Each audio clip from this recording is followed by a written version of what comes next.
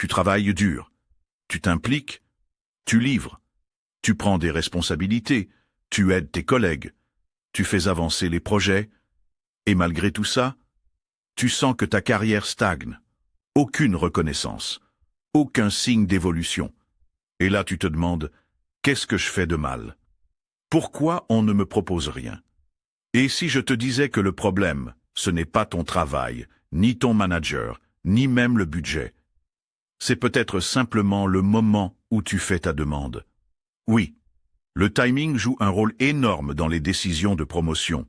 Et aujourd'hui, je vais te montrer exactement quand demander une promotion, stratégiquement, et surtout comment formuler ta demande pour maximiser tes chances. Parce que dans la vie pro, ce qui compte, ce n'est pas seulement ce que tu mérites, c'est ce que tu sais obtenir. Timing, plus argument, égale ta clé pour passer au niveau supérieur. Et si tu veux des conseils concrets, sans blabla corporate, pour faire décoller ta carrière, abonne-toi à cette chaîne. Ici, on transforme les ambitions en action. Partie 1. Le bon moment. Une question de contexte. Je te raconte l'histoire de Julie. Julie, c'est la collègue modèle. Elle coche toutes les cases.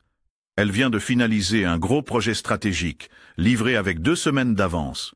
Elle se dit, c'est le bon moment, je vais demander une promo.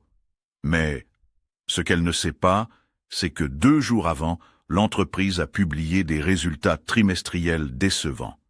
Le moral est bas, les budgets sont bloqués, l'équipe est sous pression.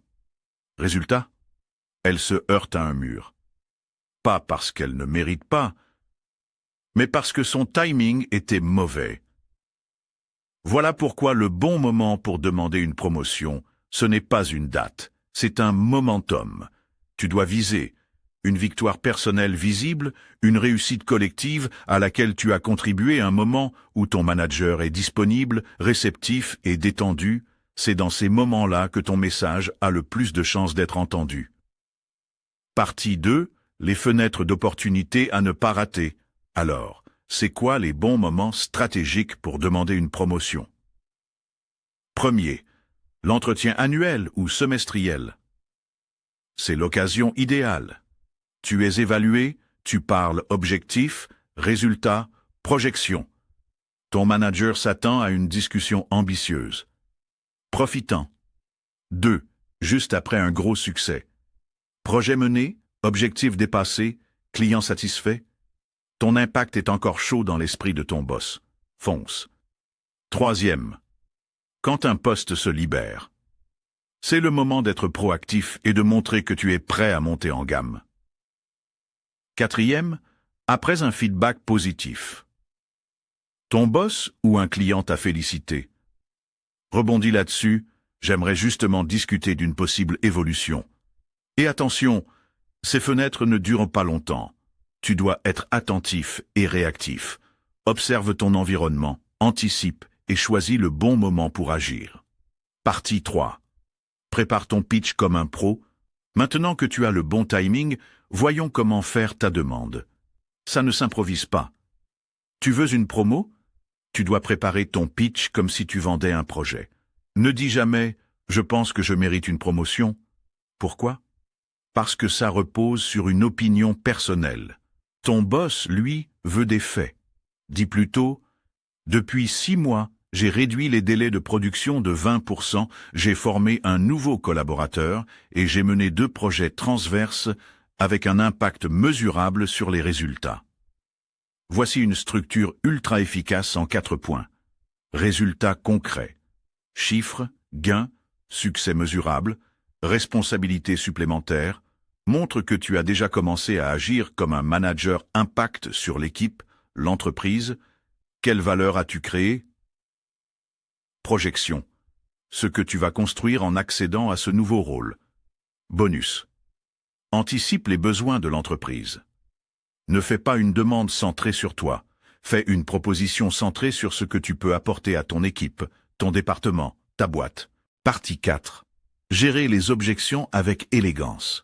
Et si on te dit « ce n'est pas le bon moment, on n'a pas le budget cette année, c'est trop tôt », respire. Pas besoin de te braquer. Tu peux répondre avec calme. Je comprends. Est-ce qu'on peut identifier ensemble les étapes précises à franchir pour pouvoir en reparler dans 3 ou 6 mois? Avec cette phrase, tu fais 3 choses. Tu montres que tu es constructif. Tu focalises la discussion sur des objectifs clairs. Tu gardes le contrôle de ta trajectoire, et si ton manager élude ou reste flou, c'est aussi une information stratégique. Cela peut te pousser à réfléchir à ton avenir, à ta place, à ton prochain challenge. Mais ça, on en parlera dans une autre vidéo. Maintenant, dis-moi, est-ce que toi, tu as déjà demandé une promotion? Tu l'as eue? Tu t'es pris un mur? Raconte-moi ça en commentaire. Je veux lire ton expérience. As-tu déjà demandé une promotion? A. Oui. B. Non. C. Jamais osé. Et dans la prochaine vidéo, je t'expliquerai comment réagir intelligemment à un refus.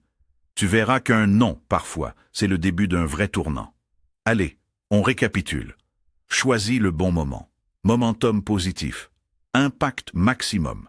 Prépare un pitch solide. Résultat, responsabilité, projection. Gère les objections avec calme. Demande un plan. Garde la main. Ta carrière, c'est pas un coup de chance. C'est pas un système fermé où il faut attendre qu'on te repère. C'est une stratégie à construire, à défendre, à incarner. Et ici, on t'aide à le faire. Alors si cette vidéo t'a aidé, laisse un petit like, abonne-toi pour ne rien rater, et surtout, partage-la avec un collègue ambitieux. Cela étant dit, merci d'avoir regardé, et à la prochaine fois.